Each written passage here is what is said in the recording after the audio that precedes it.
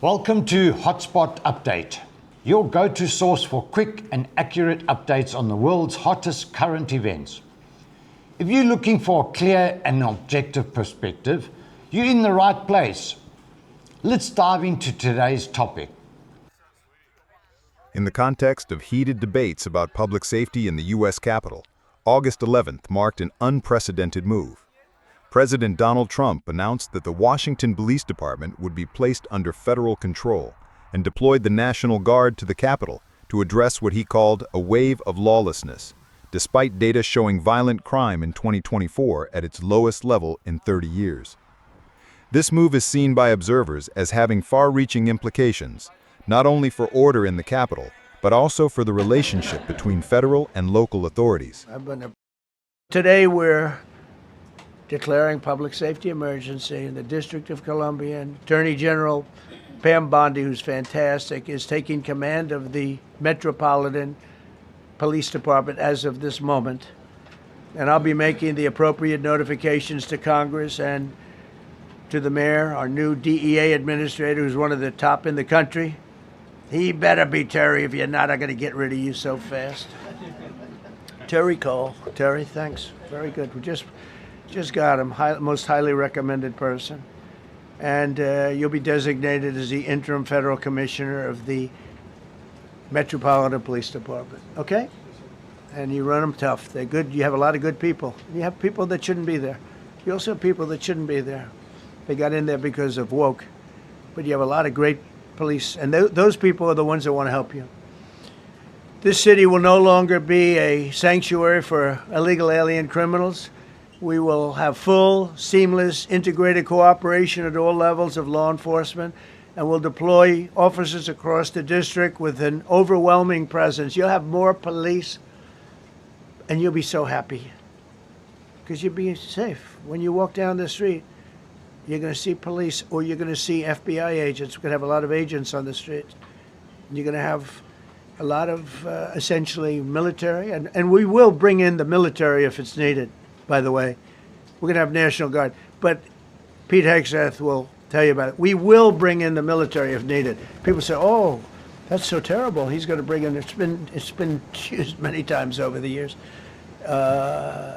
I don't think we'll need it. I think we've got so many great people, including the people that are in the police department with proper leadership.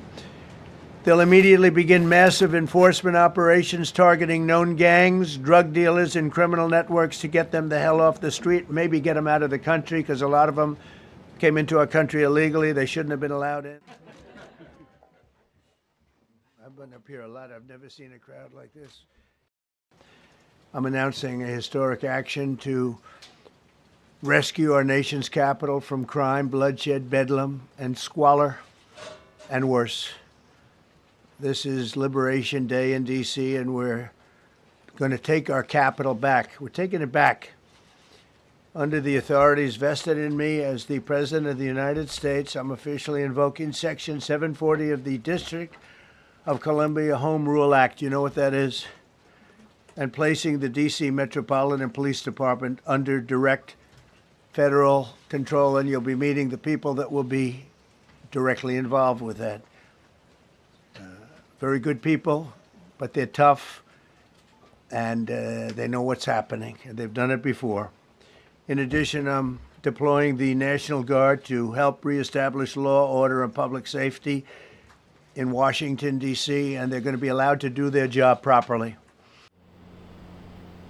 U.S. President Donald Trump also mentioned the potential deployment of 800 National Guard troops to Washington, D.C., stating that this number could increase if the situation requires it. This move is part of a set of security measures he proposed to address rising crime rates in urban areas. His remarks come amid federal interventions in matters traditionally under local authority, including several cities governed by the Democratic Party. President Trump also rejected claims that he is exaggerating the level of crisis to expand his executive powers. The Metropolitan Police Department and the federal authorities will be supported in the effort, a really big effort, the 800 D.C. National Guardsmen that we'll put on, and much more if necessary, much more. You remember I said, I offered 10,000 once. Remember I said to a certain person, who I thought always was highly overrated, not very competent. But I said, if you need them, we'll give you 10,000 of the military or the National Guard. They turned me down. But if necessary, we're going to move service members directly to joining the Guardsmen. And that'll take place very rapidly, and that'll be done in conjunction with Pam and with Pete and everybody else. At your direction this morning, we've mobilized the D.C. National Guard. It'll be operationalized by the Secretary of the Army, Dan Driscoll, through the D.C. Guard. You will see them flowing into the streets of Washington in the coming week. At your direction as well, sir, there are other units we are prepared to bring in. Other National Guard units, other specialized units. They will be strong, they will be tough, and they will stand with their law enforcement partners. We will work alongside all D.C. police and federal law enforcement to ensure this city is safe, this city is beautiful, and as I always say about President Trump to the troops, he has their back. And my message to the National Guard and federal law enforcement in Washington is, we have your back as well. Be tough, be strong, we're right behind you. Thank you, Mr. President. Let me be crystal clear. Crime in D.C. is ending and ending today. We are going to use every power we have to fight criminals here. President, thank you for caring about our capital. Families come here every summer. Our museums are free. We have the National Zoo. We have the National Gallery. D.C. should be a place where everyone can come and feel safe. Behind me and to my side, we have some of the best career law enforcement and prosecutors in the country who are ready to take this on. Immediately after U.S. President Donald Trump's statement, Washington Mayor Muriel Bowser voiced her opposition. She stated that the city would cooperate, but would protect its autonomy and reject allegations of rampant crime.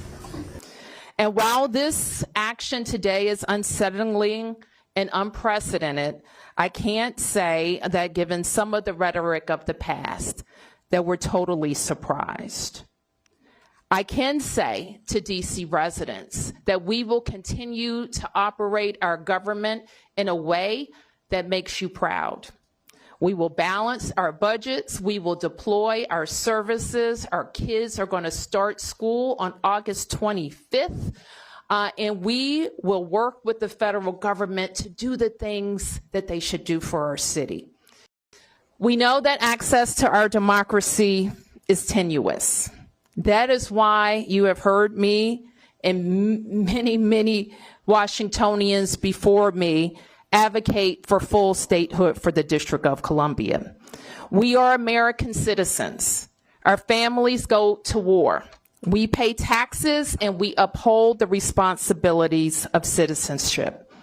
Though we pay taxes, in fact, we pay more than most states per capita. We're not a state. We don't control the DC National Guard. We don't have senators or full autonomy.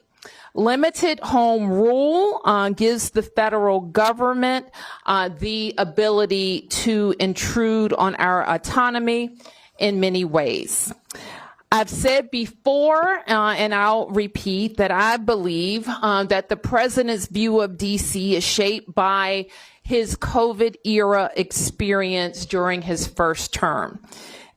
It is also true that we experienced a crime spike post-COVID, but we worked quickly to put laws in place and tactics that got violent offenders off our streets and gave our police officers more tools, which is why we have seen a huge decrease in crime because of those efforts.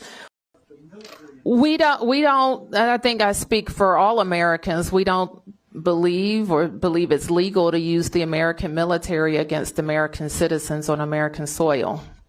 I'm not a lawyer, but I think that's a fairly widely held fact. And so, but we've seen them move, I think, the active military into California.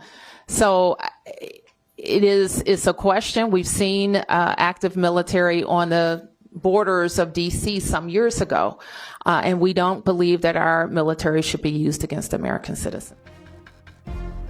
Minutes before the press conference, Donald Trump posted on Truth Social that Washington, D.C. would be liberated. According to data from the city's police department, in the first 7 months of 2025, violent crime dropped by 26% and overall crime decreased by 7%. However, gun violence remains a significant concern. In 2023, Washington had the third highest rate of gun homicides among U.S. cities, with populations over 500,000, according to the gun control advocacy group Everytown for Gun Safety. In the past week, Donald Trump has intensified his message about addressing security issues in Washington, D.C. He emphasized that homeless people must leave the downtown area immediately, while also declaring that criminals will be dealt with harshly. In addition, he mentioned the possibility of stripping the city's local autonomy and warned that the federal government could take full control of management if the local authorities do not act effectively. The decision to place the Metropolitan Police Department under federal control has immediately sparked controversy in political circles and the community. Supporters argue that this is a necessary measure to ensure safety and send a strong deterrent message to criminals. In contrast, critics are concerned that this move undermines Washington, D.C.'s principle of self-governance and sets a dangerous precedent for federal intervention. Among the public, some expect improved security, while many fear the city will become militarized. The next developments will be a test of the effectiveness of this campaign. Whether this will be a turning point in restoring order or the beginning of new political conflicts remains an open question.